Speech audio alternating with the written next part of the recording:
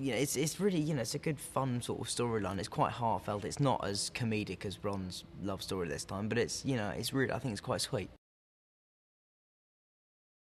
One of the main plots is the fact that they have to get this teacher Slughorn to come back to Hogwarts because he possesses a memory that Dumbledore is in search of because it's sort of it's the final clue as to how to kill Voldemort, and that's what Dumbledore thinks it is, and he's rightly assumed that. And so we get Slughorn back, and then Harry has to try and get Slughorn to divulge the true memory. I think we can all agree that Malfoy looks a suspicious character.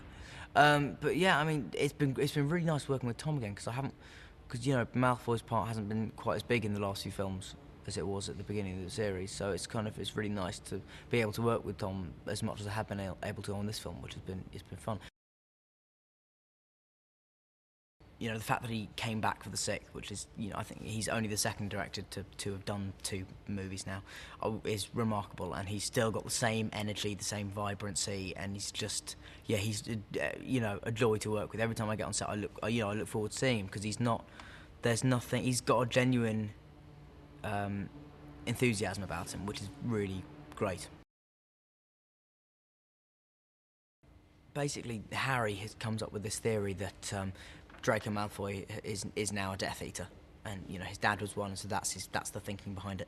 So Harry has got his suspicions and is sort of stalking Malfoy to try and actually find out what's happening, and meanwhile there are lots of Death Eater attacks going on. In that one specifically is that the Death Eaters actually, after Christmas dinner at the Weasley house, the Death Eaters sort of descend on the burrow and set fire to the ground around it, and which gives way to this big chase, and that's quite a fun action sequence that should look very cool.